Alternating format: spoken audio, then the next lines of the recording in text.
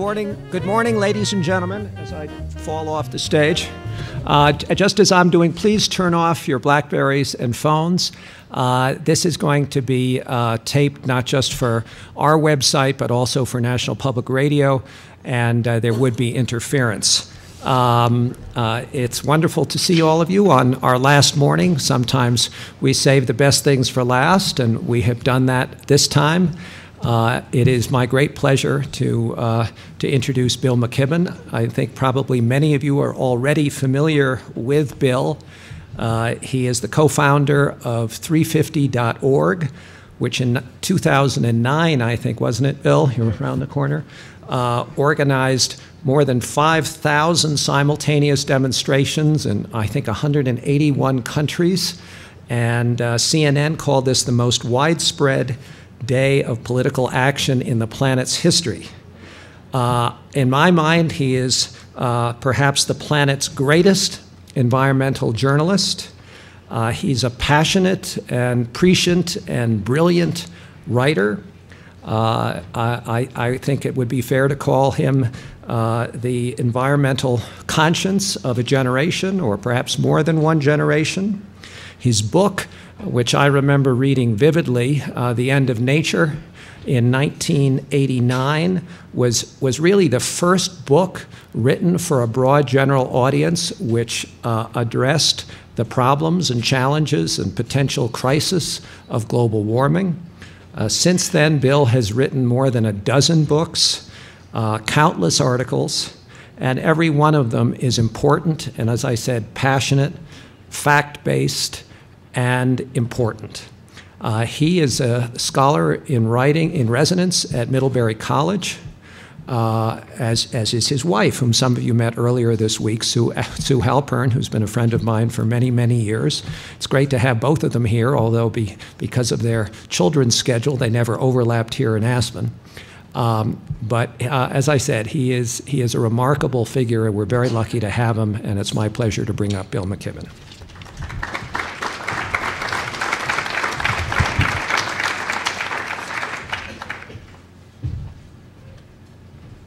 Elliot, thank you so much, and for me, in part, this is a real pleasure to get to give thanks to you and to the Aspen Institute for all the work that you do. And in fact, that's in a sense where I want to begin. Aspen is a very powerful place to think about the panoply of issues facing the world, not just this week during the Ideas Festival, but during the work that goes on here at the Institute all year long. And let me just list a few of the things that happen in the course of the year around here. The Aspen Strategy Group working on foreign policy questions, the Program on the World Economy, the No Child Left Behind Commission, the Communications and Society Program, the Council of World Women Leaders, Realizing Rights, the Health Initiative, the Mideast Strategy Group. All the issues the world faces, deals with, hopefully slowly surmounts, chews its way through. Always there's some progress to report each year. Always there's some trouble, there's some backsliding. One could expect that 100 years from now, this same kind of operation will be continuing, and humans will be dealing with these same kind of wide range of problems. I want to explain why what I'm going to talk about today is different from all of that. For the last 10,000 years, a stable physical planet has been the backdrop against which all these issues and questions have arisen. Issues that are predominantly about the relation of humans to each other. Religions, countries, ideologies, those issues and questions have played out against that stable backdrop. Scientists have called that 10,000-year period the Holocene. With the rapid onset of global warming in the last decade or two, the Holocene is over. And that means that that stable background is over. Indeed, it means, and this is maybe the one key thing I want to try to say to you today, indeed, it means that the background will increasingly become the foreground, that a new set of desperate questions will increasingly shove aside or cast in a new light all those issues we currently deal with between people. I'll explain what I mean in a minute, but first let me say that this is not the only time. It's the second time that we've been faced with something of this magnitude. I was having a beer last night with my dear old friend David Sanger from the Times, and we were talking about this and making the point that once before, we had the same kind of feeling of background about to become foreground. And that, of course, was the moment almost contiguous with the founding of the, almost contemporaneous with the founding of the Aspen Institute, when we learned that we had unleashed the power of the atom and suddenly had this new force at our disposal. Almost instantly, people realized what it might mean. It was Oppenheimer watching the first nuclear explosion in the New Mexico desert who quoted from the Gita, from the Hindu scripture, said, "We are become as gods, destroyers of worlds." The shadow that prospect cast over much that followed explains a great deal of our political discourse, indeed a great deal of the urgency that's attached itself to the discussions here at the Institute over the years. The suddenly far more desperate stakes of ideological struggle, the founding of the United Nations, all those sort of things, because we were capable of imagining a force so overwhelming that it negated all else. Our minds were capable, especially after Hiroshima and Nagasaki, of picturing, at least in our mind's eye, what that future would look like. Because we could imagine it, we took the steps necessary so far, at least, and one knocks on wood here, to head off that future. Okay? But it still haunts us all the time. Surely one reason, one of many reasons, that our reaction to the pictures of 9/11 was so intense was because they fit that template that we built up over the decades of what it would look like as our greatest city began to topple with its tall buildings. We have so far failed to imagine that the explosion of 1 billion pistons in 1 billion cylinders each minute around the world could wreak the same kind of damage on the same scale. Scientists have explained patiently for decades how this is possible, but we haven't acted. And as a result, this particular horror, the horror of climate change, is not some abstract thing that we're trying very hard to head off. It's a horror that is well now underway. I do not mean, and I hasten to say this, to equate nuclear war and global warming. They are very different in many ways, including in that one requires a kind of conscious intent and that the other has happened mostly unconsciously. But they operate on the same scale, and they're the only two things we've ever confronted that operate on that scale. The fact that each can devastate everything all at once. And one of them, global warming, actually is beginning to devastate everything all at once. Let me, for a minute, talk about science. So far, human beings have raised the temperature of the Earth 1 degree. When I wrote The End of Nature 21 years ago, which, as Eliot said, was the first book for a general audience about climate change, sort of the beginning of the moment right around then that people began to take this prospect seriously, we would not have thought that 1 degree would be enough to cause enormous damage. We would have thought that real change would be several degrees and hence some decades down the road.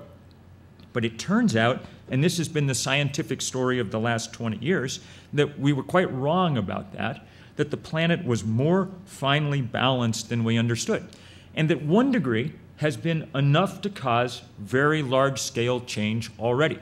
Sometimes that's hard for us to conceive of. It's especially hard for us to conceive of in a place as beautiful as this. With Ruthie Brown and some other friends hiked yesterday to the saddle at Electric Pass 12,000 feet, and we were in a raging snowstorm, and it couldn't have been more beautiful. And the world felt entirely right, as if it was turning on its axis. But when I got home and flicked on the computer, the NASA data for the first 6 months of the year had just been released and made it clear that we've just gone through the warmest January to June for which there have ever been records.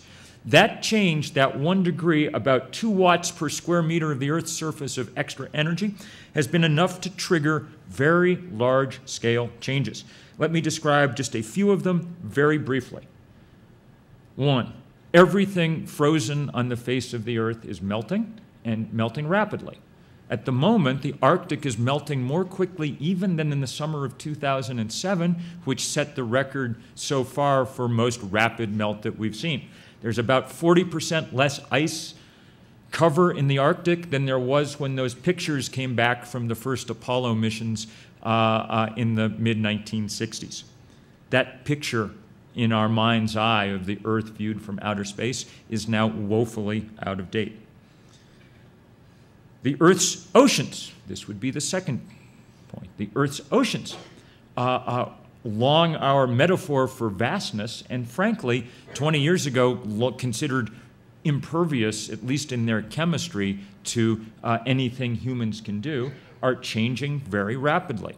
As seawater absorbs excess carbon from the atmosphere, it's becoming steadily more acid, about 30% more acid, enough already to interfere with the ability of marine organisms at the bottom of the food chain to do their thing. So when you think about those pictures from the Gulf of Mexico, which indeed are hideous, remember that even if that oil had made it safely ashore and into the tank of somebody's car and been burned, it still would have set off an ecological catastrophe, one of whose functions, one of whose effects would have been, is to turn all 7 seas steadily more acid. We can't see it, but it's at least as powerful an effect as what's happening in the Gulf. 3, maybe the most important physical fact of this century is going to turn out to be the simple fact that warm air holds more water vapor than cold air. That means that in arid areas, we're seeing increases in evaporation. The atmosphere is 5% moister than it was 40 years ago. That is an astonishing change in a basic physical parameter of this Earth. What it means most palpably is that in wet areas, we're seeing remarkable and very frightening increases in the rate of precipitation, of rapid and violent precipitation. At this latitude, the number of storms that drop more than 2 inches of rain in a 24-hour period has increased something like 25%. All around the world now, and this has been especially evident this year, we see someplace on the planet the 1,000-year storm happening almost every day. In this continent, in the past 8 or 10 weeks, it's been Nashville, Tennessee, completely underwater, then the mountains of Arkansas with 20 or 30 people dead, camped along a river that had never risen as high as it had risen. Then it was Oklahoma City with 10 inches of rain in the course of a day. At the moment, they're desperately opening every dam that they can along the Rio Grande because we've seen the largest rainfall ever along the Texas-Mexico border, the result of just an unnamed tropical storm drifting across that territory in the last few days. The flooding is epic, especially downstream in Mexico. Even the sheer temperature of the Earth is the numbers that we're getting day in and day out off thermometers around the planet are pretty powerful. The temperature of the Earth globally averaged has gone up 1 degree, but of course that global average hides enormous increases in extremes.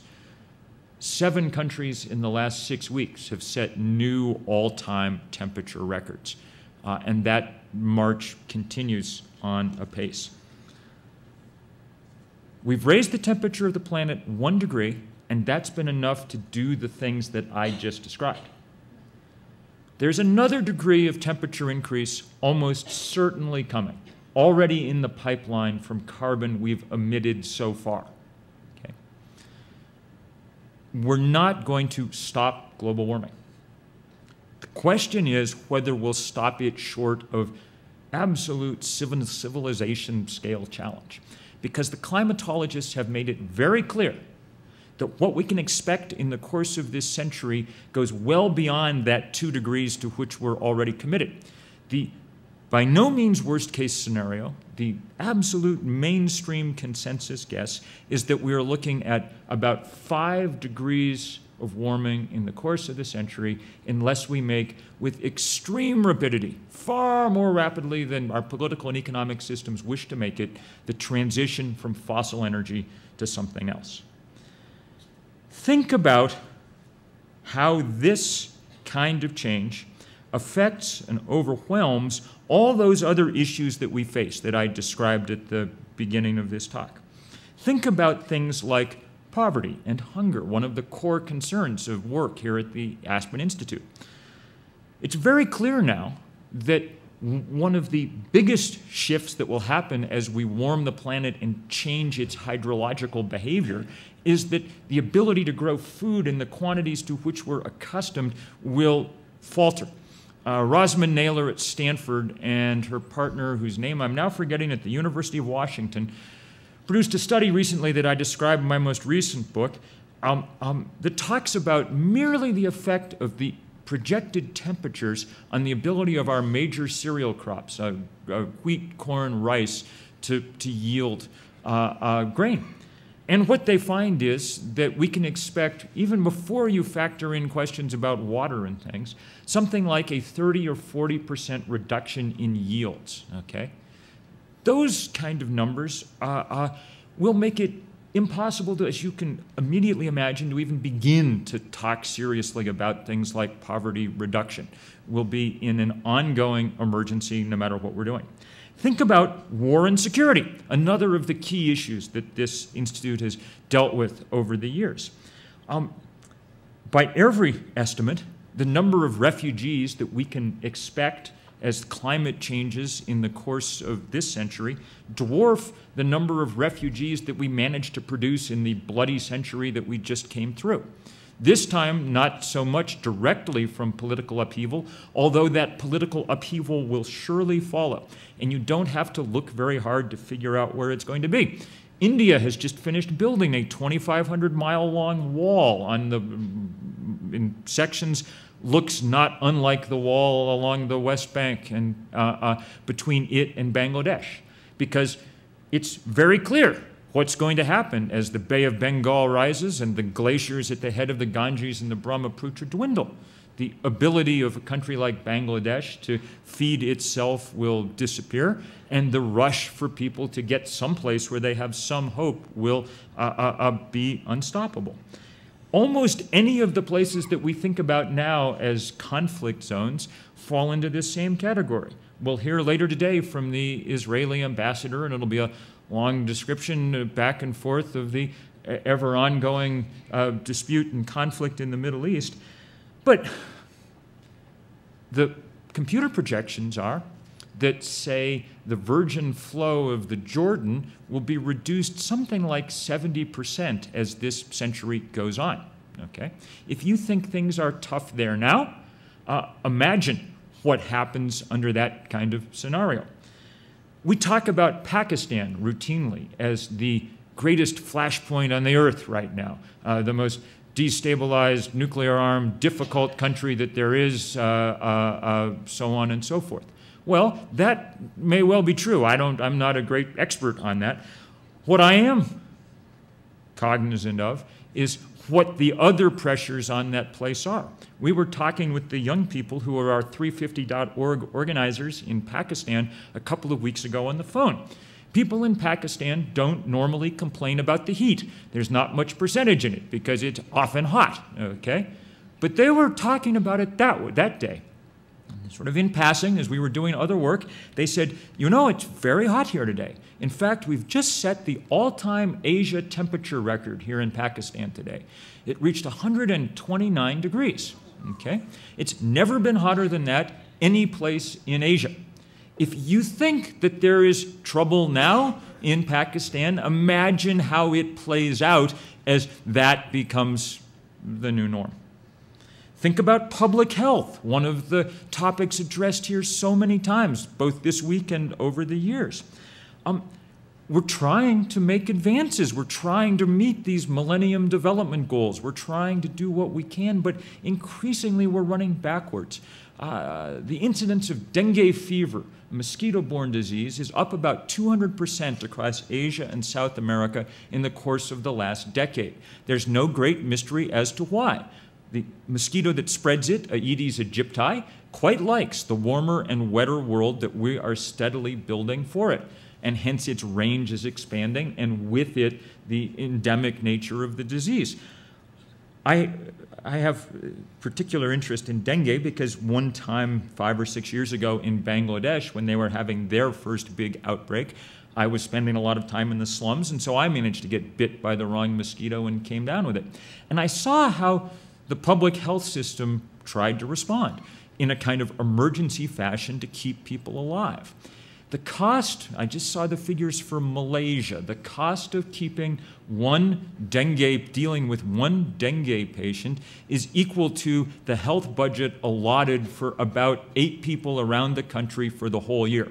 If you have an outbreak of dengue fever, it means you no longer have the money to do family planning, to do immunization, to do child and maternal health, to do all the other things that we want our health systems doing, not dealing with people who are bleeding out through the ears and the nose because they're dying of hemorrhagic dengue fever. Okay? Even our financial system, which is another of the concerns that arise again and again here, even our financial system comes under enormous stress as we try to deal with a world that shifts like this. Ask any city planner what it means that the 100-year storm now comes every 3 or 4 years in their municipality, what that means for the sewer budget and the road budget and everything else. If you're not like talking to scientists, talk to insurance agents, insurance companies, and ask them what it means that their payouts have been increasing at a rate about 4 times the rate of inflation for the last couple of decades now, as we see more and more and more severe weather around the globe. Okay? The result of all of that, as we go further down this path, is becoming more and more obvious. Just think for a minute about how crucial the function of insurance is to the operation of a working market economy. It's the most interesting invention in many ways that we've almost ever had, the actuarial table that allows us to hedge risk and hence take risk. The trouble with the actuarial table as a technology is that it's entirely based on the idea that the world will work in the future as it has in the past. And when you change the ground rules, that technology becomes increasingly useless. The Harvard School of Public Health and Swiss Re, the biggest insurer in the world, did a study a couple of years ago where they tried to predict what the effects of, as they called it, abbreviated return times of extreme events would be. That is, more and more and more storms, floods, things happening with more and more regularity. And they looked in particular at the Gulf Coast of the United States, and they said that the point may come in the not too distant future when that economic destabilization results in what they described as developing world economic conditions. Okay? To imagine that is to imagine the kind of magnitude of what we're talking about. I'm going to stop now talking about gloomy effects of climate change. And I'm going to spend the whole rest of this time talking about how it is that we may try to deal with what's coming. And I'm going to make, again, 2 arguments. There are 2 jobs, it seems to me, that we have to simultaneously undertake, and both of them are very important. The first one stems from the fact that climate change is already well underway. And hence, we have to do what we can to protect ourselves and the most vulnerable communities all over the world against its effects. When we dealt with the question of nuclear war, our impulse was to build fallout shelters, okay? And we now think of them as a slightly whimsical, almost, response to cataclysm. But at the very least, they had an important psychological effect. We'll need, in very practical terms, the equivalent for the slightly slower disaster now underway. What I'm saying is we'll need to build economies, communities, societies that are able to withstand a predictable series of shocks now coming their direction. And the key to doing that will be recognizing which systems are too big to fail in our society at the moment and building them down, making them more durable, more resistant to danger. We learned over the course of the last few years that our banking system was too big to fail. It did fail, and its consequences were, as you know, expensive and ruinous. It turns out, I think, that the banking system is the least of it, that there are other even more important systems in our lives that are also top-heavy, brittle, and extremely vulnerable. Energy and food being the two most important. Think about our food system at the moment. Dominated by just like Wall Street, by a few giant corporations pursuing a monocultural and industrialized strategy that treats as much farmland as possible around the world exactly the same way. And that way is to use immense amounts of energy with which to grow food. Across much of this continent, soil has essentially become a matrix that we use to hold plants upright so we can pour oil over them to make them grow. Okay? That's what our agricultural system looks like. Michael Pollan's work indicates that it takes 10 calories of fossil energy at the moment to produce 1 calorie of food that we eat. That's not sustainable, both because we're beginning to run out of that oil. One of the clear lessons of the BP disaster is that we're now having to go to great extent and great extreme to find what we used to discover easily. But also because we can't keep burning it, because as we raise the temperature, we make the underlying activity, agriculture, increasingly tenuous. Okay? So we're going to have to figure out how to replace that kind of agriculture with one that's much more stable. By its nature, I think that will be more spread out, more localized, and more labor-intensive as opposed to energy-intensive. At the moment, less than 1% of Americans work as farmers. We have twice as many prisoners as farmers in this country. Okay? And we've taken that as a sign of great success. We're never going to go back to 50% of Americans on the farm as we had 100 years ago, but we are, I think, going to go in that direction, at least a little ways.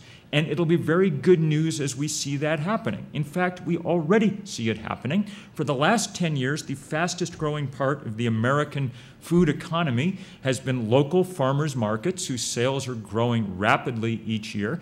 And those numbers are beginning to tell on the landscape. The last USDA agricultural census released a couple of years ago showed that for the first time in a century and a half, the number of farms in America is now increasing instead of decreasing. That's very good news, and all of that increase comes among small farms where people are growing food for their neighbors. It's very good to see the same thing beginning to happen around the world, as the cutting edge of agronomy realizes that low input but high information small-scale farming is the most productive farming that we have. Over a wide variety of crops and over a wide variety of climates and countries, including this one, agricultural researchers have now found that the most productive in terms of calories per acre farms are small farms, which, if you think about it, makes sense because you have a farmer able to lavish a great deal of attention on a relatively contained area and get the most out of it. Around the world, there are tremendous examples of this happening on a large scale. and the birth of really powerful and interesting movements, Via Campesina, the way of the peasant being the most interesting of these, that attempt to really institutionalize and build force behind this notion that the future belongs to small farmers, that Monsanto and what else may have something to contribute around the edges, but that kind of technological change is not where the yield gains and things really lie. It's in rearranging how we farm and how we think about it. Okay?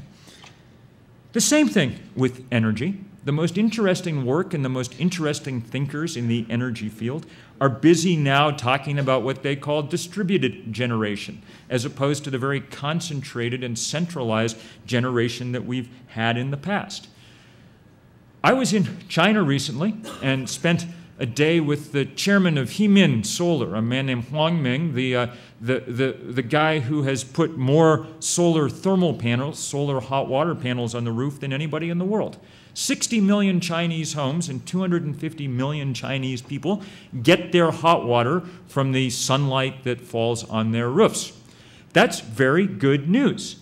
That's the largest installed renewable capacity of anything in the whole world by a large measure.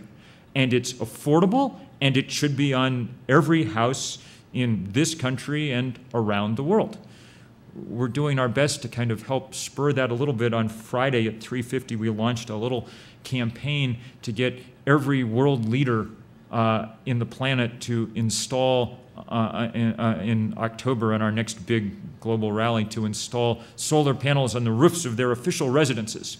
And in fact, we've managed to locate the solar panels that were on the White House during the Carter administration and that were taken down during the Reagan years and are happily producing hot water at the moment on the roof of the cafeteria of a college in central Maine. And they've very kindly offered to donate a few of them back to the White House so we can get back in this business ourselves and not cede it entirely to the Chinese. At any rate, that distributed generation model is a beautiful one in many ways, including the fact that it's far less vulnerable to the things that we've allowed ourselves to be scared of for the last decade.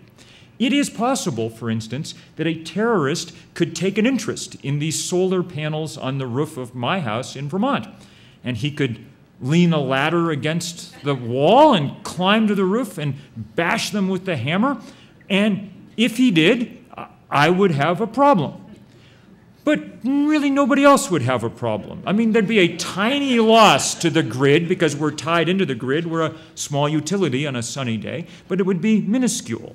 It wouldn't spew deadly solar particles into the atmosphere. It wouldn't, in other words, become a disaster. In the world into which we're moving, it's going to be very important to keep problems problems, to keep them from ramifying into disasters over and over and over again.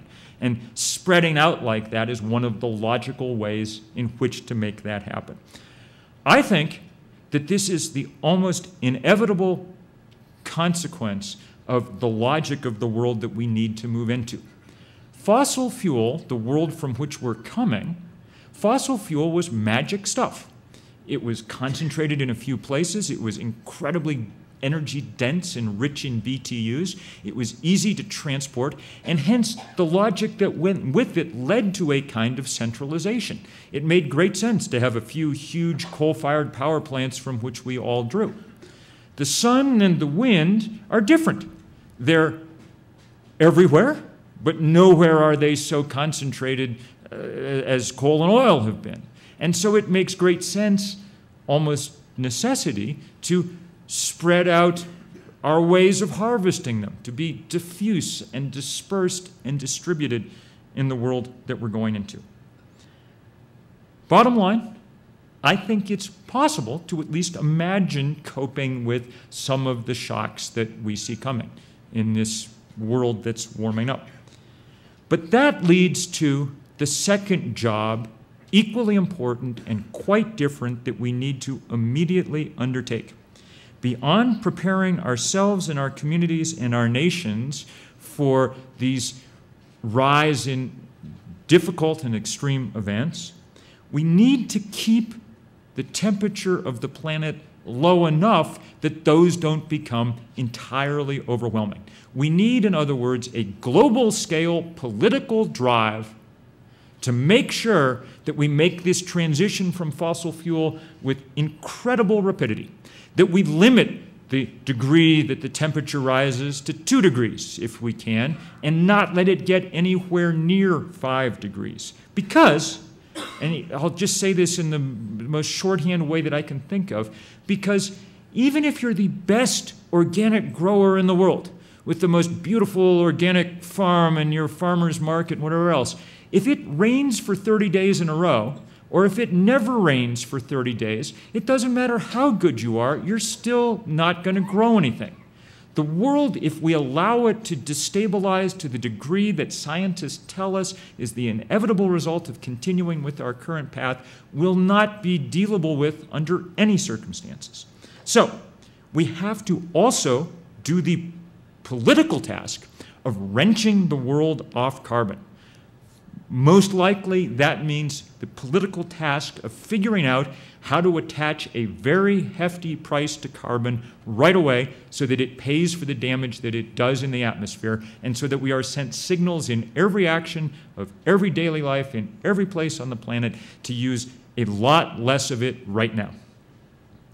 So far, we've failed to do that at all.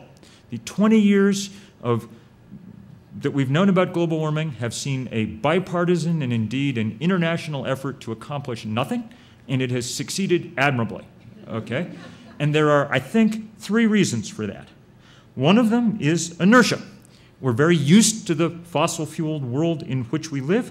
We like it. We get to come to Aspen, we get to toss the clothes in the dryer, we get to travel everywhere all by ourselves. I mean, you see some of the sillier aspects of it on display in a place like Aspen. You know, I always feel when I come here as if I've arrived in this sort of valley of the junior high schools. Like I look up at the ridge and they're just, you know, it just looks like for some reason they've built 240 junior high schools up on the ridge, you know, and why is that? You know, what's going on? But in fact, that same thing in a lesser way happens all over, you know, all over the Western industrialized world.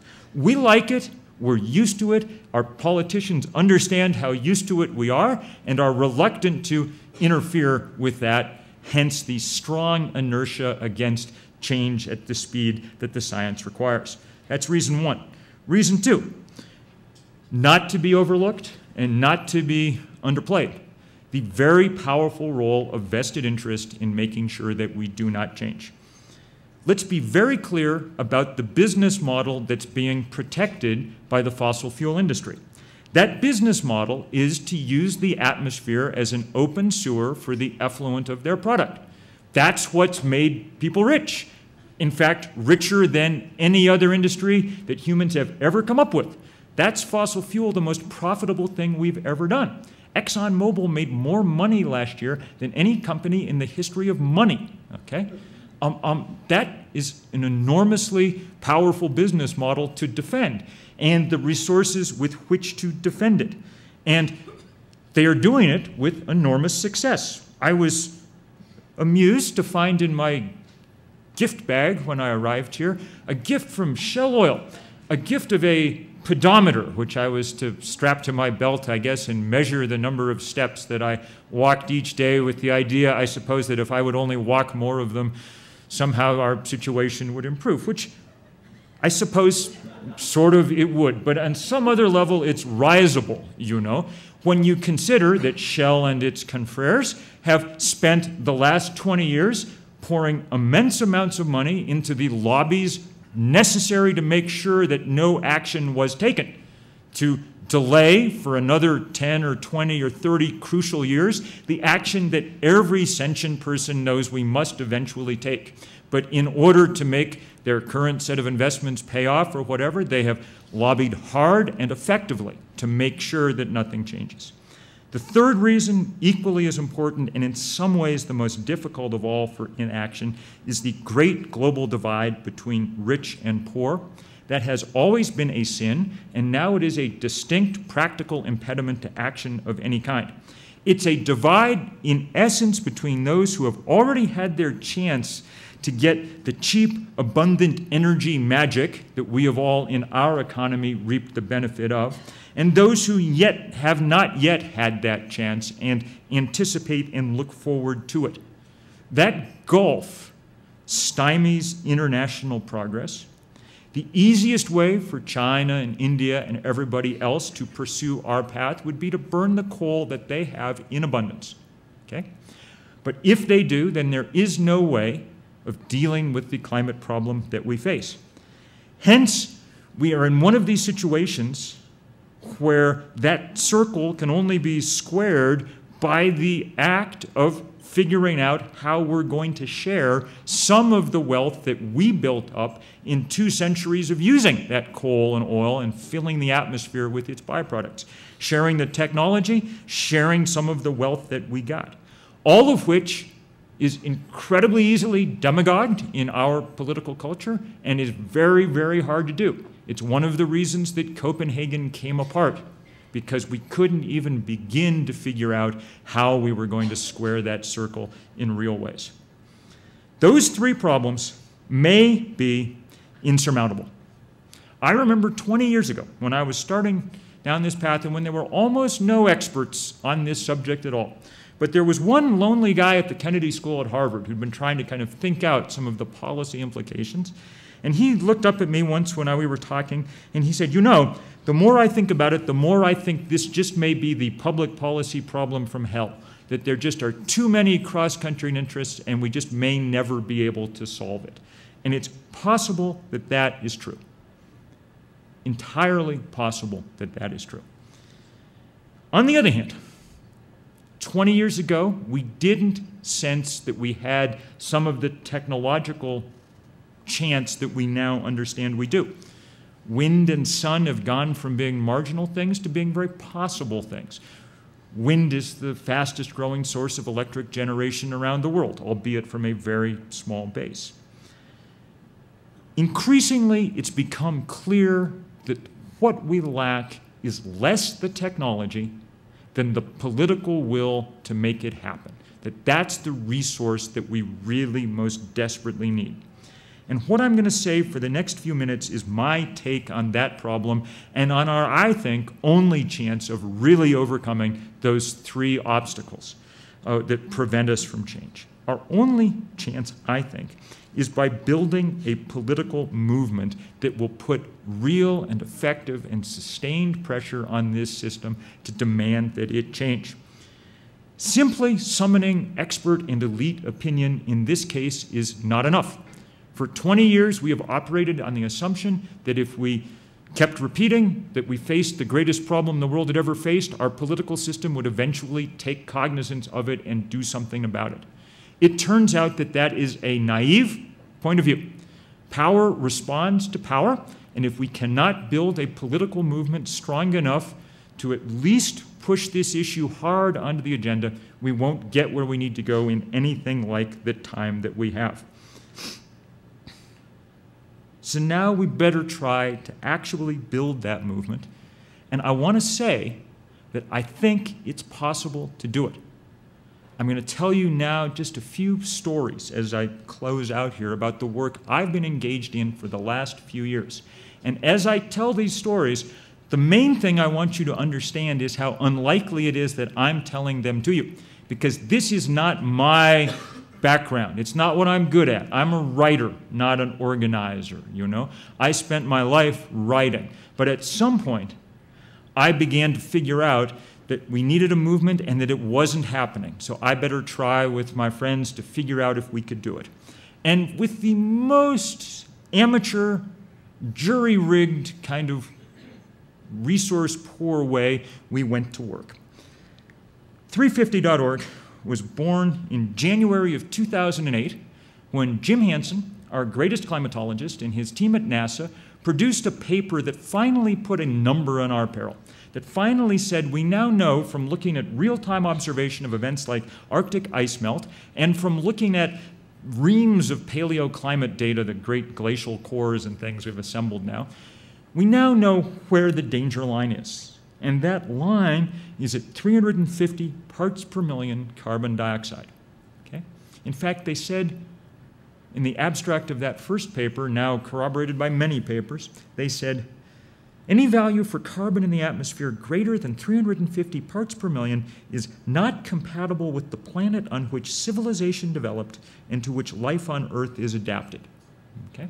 That's strong language for scientists to use. It is stronger language when you realize that the air outside here today in beautiful Aspen and in every other place in the world is 390 parts per million CO2. We are already way beyond the safe level. That's why the Arctic is melting. That's why the oceans are turning acid. That's why we're seeing those floods. Not a problem for the future, a crisis breaking over our heads right this second.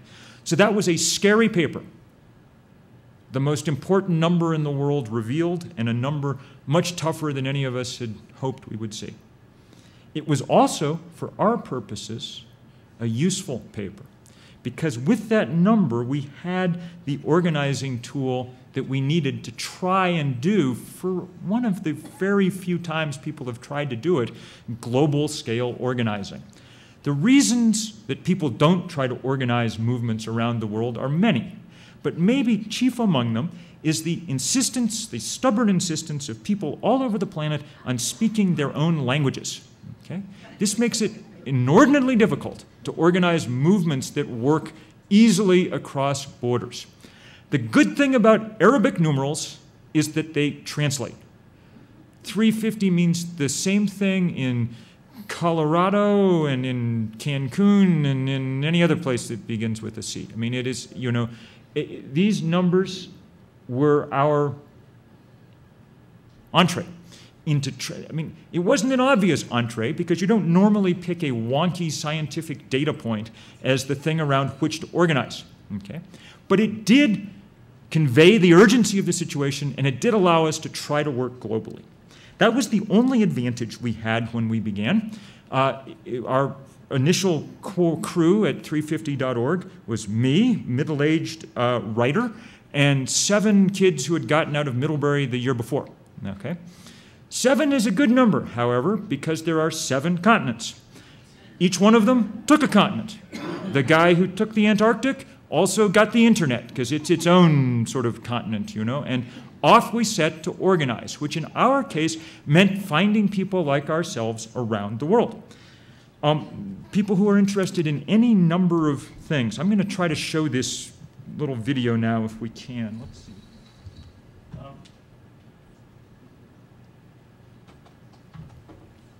Let's see if we can make this work. One of the reasons I work with 25-year-olds is because they're good at audio-visual things. Let's see if this comes up. One of the tools that since we had we had almost no money, we took $8,000, which was most of our money after we built our website, and we used it to make this video that I'm going to show you, this 90-second animated video that tries, without any words at all, to make both the scientific and political case for what we're talking about here.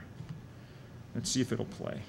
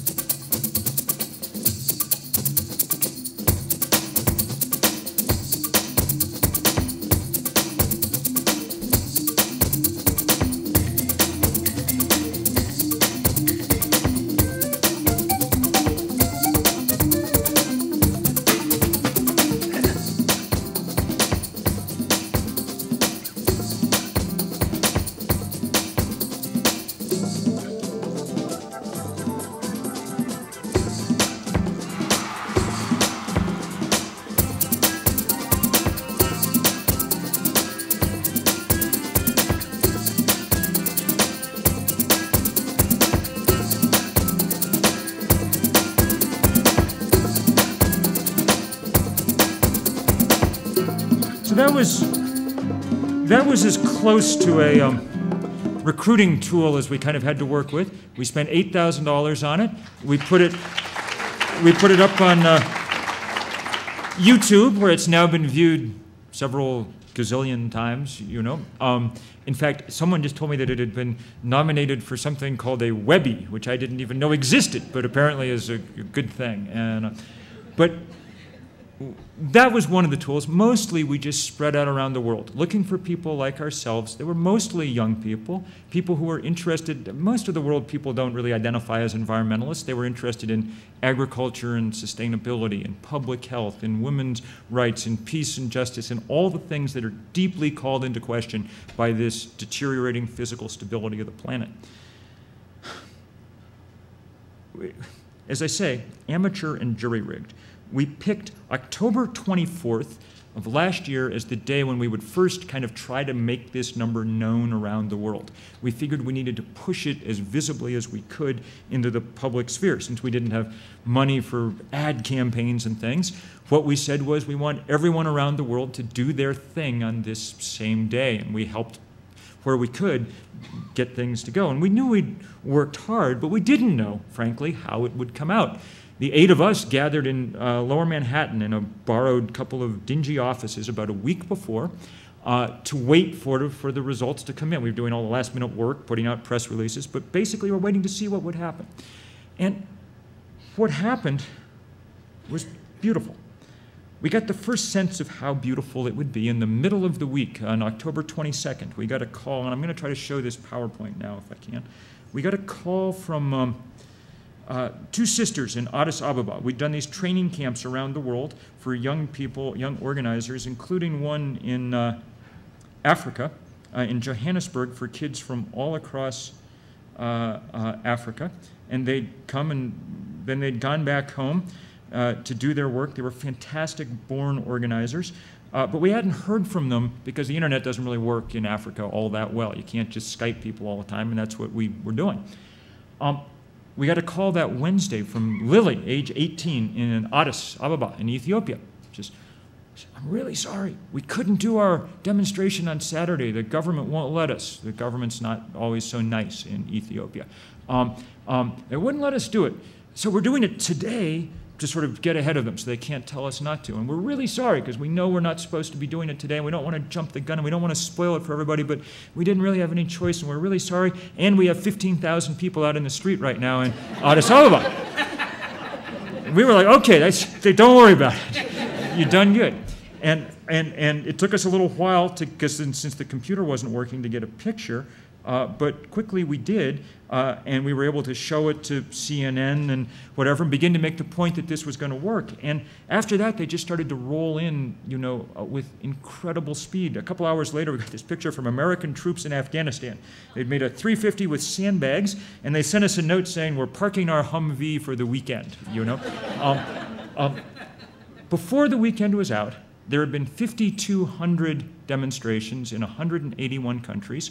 Foreign policy said it was by far the largest coordinated global rally of any issue of any kind and any time in the planet's history.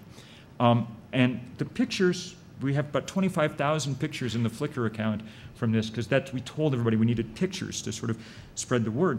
Were very beautiful, and I'll just flick through a few of them as I talk here, and I'm not going to spend a lot of time describing them. The main thing I want you to notice is where they're coming from, and the fact that most of these people don't look like our stereotype of environmentalists. They're coming from all over the world, but from very, very poor places primarily. Most of the people in them are poor, black, brown, Asian, young, because that's, of course, what most of the world is made up of.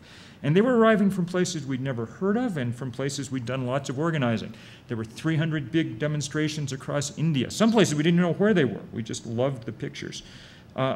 Some places were so poor that they didn't have digital cameras. These guys developed this, they dug out canoes someplace on the Congo River near Kinshasa. The picture didn't come out when they developed it in their home darkroom, so they had to write in what their banner had said before they sent the picture on. But when we began to see things like that, they moved us more than we can say. And just, incredible creativity. There were 300 or so underwater demonstrations around the world. There actually were 350 people beneath the Great Barrier Reef that day. Istanbul had the worst flooding they'd ever had, so we had 6 huge demonstrations there. A lot of it was just great public art, you know, beginning to appear. That's from the Space Needle. That's the colors of the Venezuelan flag. That's just like that picture in Tahiti. That's an operating room in Puerto Rico. Hopefully they didn't stop for too long. Great public art of all kinds, you know. Lantern dancers in Australia.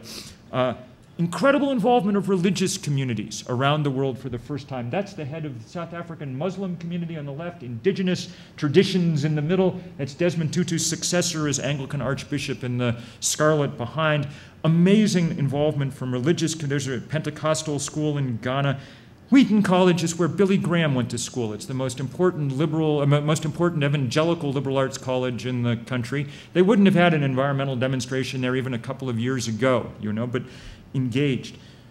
We'll be talking about Israel later today and the Middle East.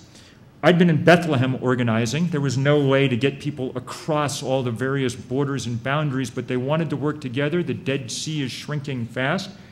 So in Jordan, they made the giant human 3. In Palestine, the big human 5 along the beach. In Israel, the big 0. It got immense coverage for obvious reasons. Well, a lot of that global Scrabble and the kind of, you know, BBC put that picture together for us that night. Sydney and London and Copenhagen. Iconic places, which in America, since it was an autumn Saturday, meant football fields. That's the Syracuse cheerleaders helping us out. Place after place after place after place. Some of them very resonant of the environmental past. Bhopal, the site of the worst environmental crime of the 20th century, perhaps. Climbers, that's Chiapas, that's that big banner on the ground, and that is it on a very large cliff in the canyons of Mexico. Soweto, they did 350 bungee jumps, okay? But the most important thing was that they sent us, they strung the bungee line between the cooling towers of a defunct coal-fired power plant. And the note they sent us said, this is the best use for coal-fired power plants the world over, something with which we heartily agree. Just 300 demonstrations across China where people had to kind of walk up to the line. One of them got busted up by the police, but the rest went ahead, and they were beautiful and powerful. That's the China Youth Climate Network making a human wind turbine, and in the background you can just see the edge of the largest wind farm in the world in Inner Mongolia. That's the smallest demonstration that took place, and one of my very favorites. That woman, Ola, started off with many of her friends that day. They had to cross through 6 military checkpoints to get to the old Hanging Gardens of Babylon. She was the only one with the guts enough to keep going all the way through. She was magnificent. We brought her to Copenhagen. She's down organizing now in Iraq full-time and doing a great job. Just all over the world. The Maldives, which will be underwater soon. The president of the Maldives, an entirely Muslim nation, Mohammed Nasheed, trained his whole cabinet to scuba dive. They held an underwater cabinet meeting against their dying coral reef to pass a resolution on 350 and send it to the UN. Just incredible, beautiful creativity, spontaneous, all over the world. Not celebrities involved, just scientists and people who understood the science. We did, however, take over Times Square, one end of it for the day, and spent the last money we had to rent out a few of those big Jumbotron signs. And we, for about 4 hours, were just flashing these pictures I'm showing of you, thousands of them as they came in, up on those big screens. We wanted to show the New York media, but we also were taking pictures of them so we could send them back to Kenya and the Congo and things and say, here's what you look like 50 feet tall in Times Square. Realize that you are an important, empowered part of a big global movement. It worked even to get press attention. For 36 hours, we owned Google News. We were the most linked to story in the world because there were so many local things going on that eventually the big networks and giant newspapers couldn't ignore it. We were on the front page of almost every newspaper in the world that Sunday. And the pictures just rolled in, and again, they surprised us by not looking like, we don't think of people in full chador as environmentalists, but That whole zero in that picture from Yemen is women completely covered in burqa, and there were hundreds of demonstrations like that around the world. Abu Dhabi, the oil-rich sheikhdom, there are some oil-rich sheikhs down front, but they've figured out that oil isn't going to last forever. Behind them is the edge of the largest solar array in the planet, okay? There were also, I confess, a file of 600 or 700 pictures labeled 350 adorable. Because they were just so cute. Some of them just kill me. I love looking at those little girls. There are not many times when you look at a picture and you know that 40 years hence the people in it will be refugees. Okay? Their island, the highest point on it is about 1 meter above sea level. Okay? We're making them refugees right now, and it's entirely predictable what will happen. Those guys had all been born the same day, and their parents met in the maternity ward, and they decided it'd be fun to have a party in October. So indeed they did. From the sublime to the ridiculous electric golf cart someplace in California, you know.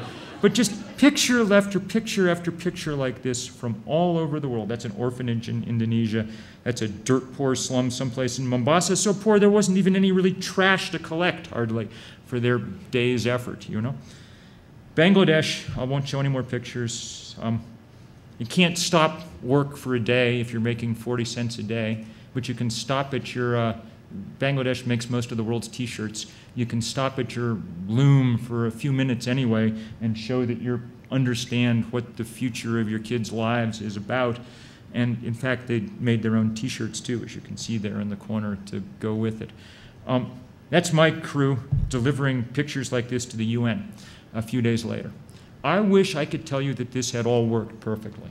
We got to Copenhagen 6 weeks later with a lot of momentum from all of this, and it was quite wonderful to be there.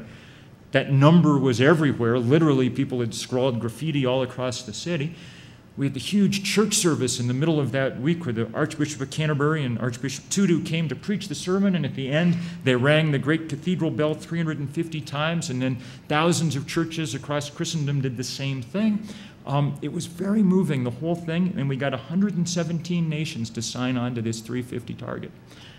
The trouble is, they were the wrong 117 nations. They were the poor and vulnerable ones, not the rich and addicted ones. I was very angry and very depressed on the last day of that conference, which was why I was very glad that we'd brought the largest delegation to Copenhagen, these 350, not surprisingly, young people from around the world. They'd done great work lobbying their countries, but that day their main work was to kind of cheer me up. And they kept coming up one after another, and these are kids from places, of course, where power is a little more naked than it is here, and they're not allowed quite the same innocence we are. And they kept saying, look, we've only been doing this a year. We didn't really expect to win right away. We're up against the most powerful industry in the world. We've just got to go home and organize and get bigger and stronger, and maybe then we'll make more of an impact. So that's what we're doing, and that's where we need your help. On the 10th of October this year, 10-10-10, so no excuse for forgetting the date, we're holding, this time, not a global political rally, but what we're calling a global work party. In thousands of places around the world, people will be putting up solar panels or digging community gardens or laying out bike paths. In Auckland, I just learned they're teaching thousands or hundreds of people be bike mechanics so they can go through the city and make sure that every bicycle and every garage in Auckland is in working order by the end of the day and get people on the road. We do not think, and I want to make this clear, that we're going to solve climate change one bike path at a time. We're not. We will only solve it or even begin to address it if we're able to get the political might to pass legislation that puts a price on carbon, okay? If we're able to beat the vested interests and inertia and make that happen.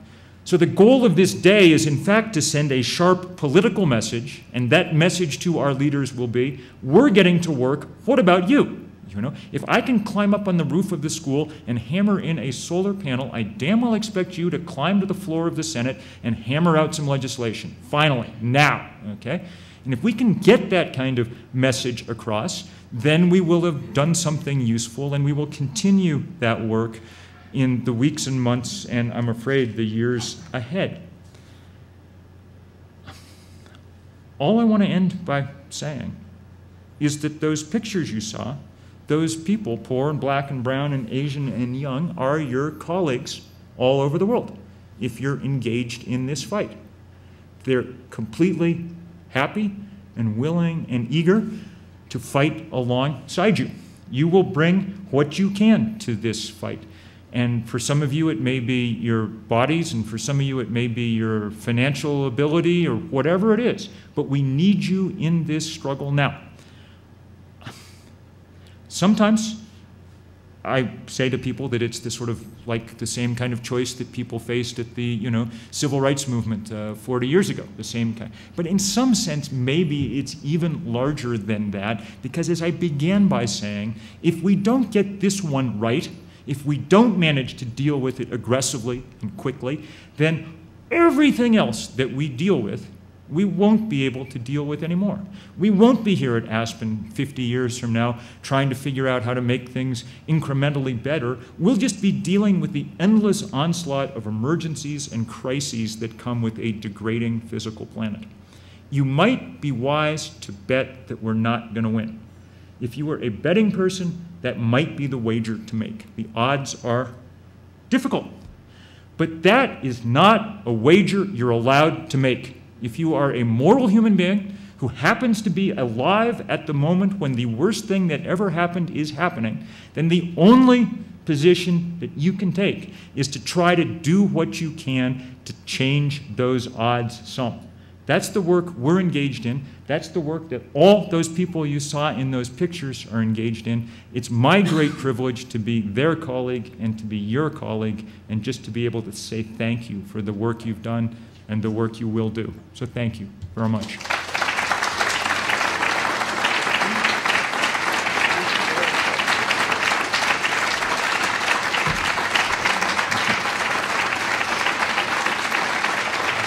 Now, please.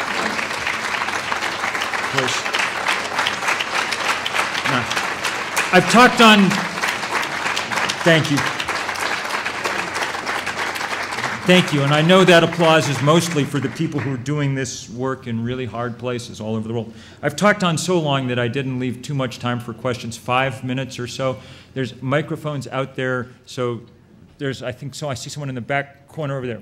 Thank you so much, Bill, for what you do. The political will is, I think, a direct relationship with the education that happens on the radio and television airwaves every single day. I do a show, I was on Air America for 2.5 years talking about this stuff, and then I would get into the car, and every channel I would turn to would have Rush Limbaugh and Sean Hannity and Glenn Beck, who now has a university, talking the complete opposite of this. And so I think we need to figure out a way to get education out there, and I've been working with James Cameron, as I know you have, and a whole bunch of people in Hollywood to do that.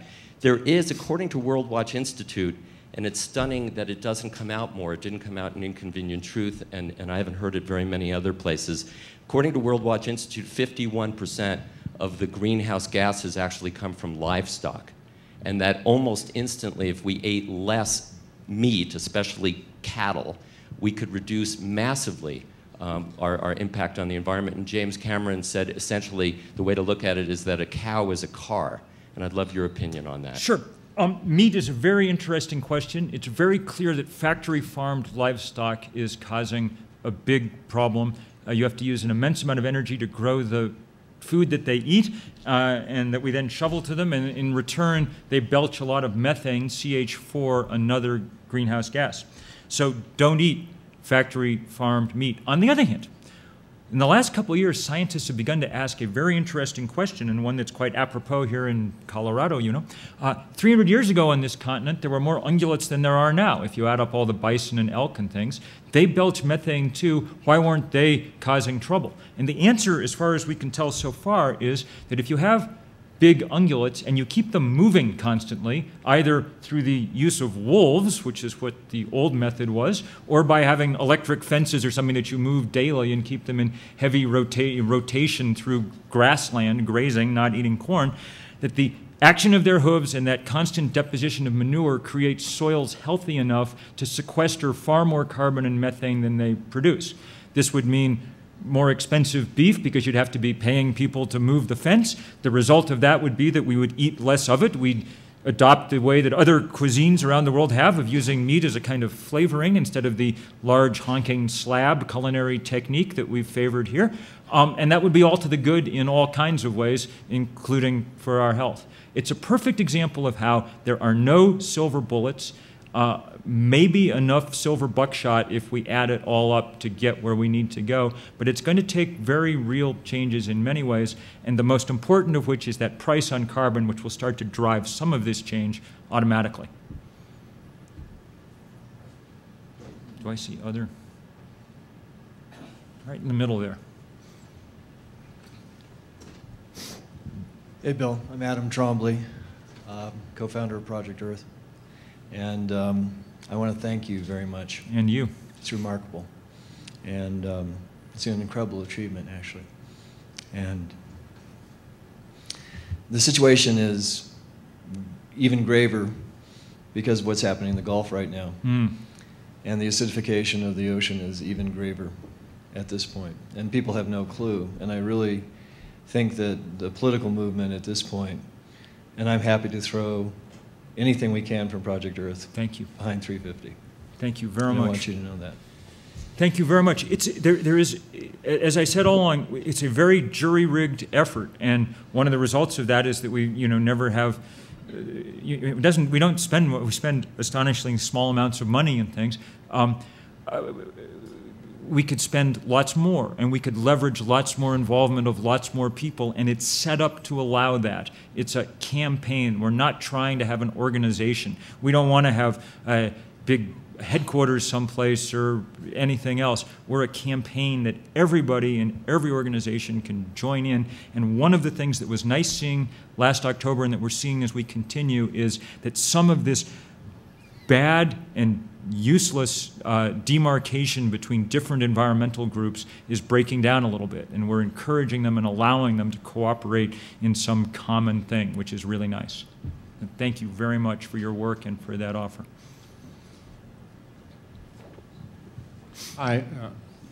Terrific presentation. Where can we find, if some of us work with Congress, to find information that we can use to counter what they're being fed? Sure. Because I find myself impressed with what you said, but too ignorant to, yes. to really respond. So if you're talking with sort of people who are sort of climate skeptics or organized, hearing a lot from that, there are a couple of good resources. The first thing to say, by the way, is don't overestimate that problem. About 75% of Americans understand that the planet is warming and that we're the cause, and we're the only nation where the number is that low. The rest of the world is on board. But to talk with people like that, there are some good resources. There's a wonderful online environmental magazine called grist.org that has a section called How to Talk to a Climate Skeptic.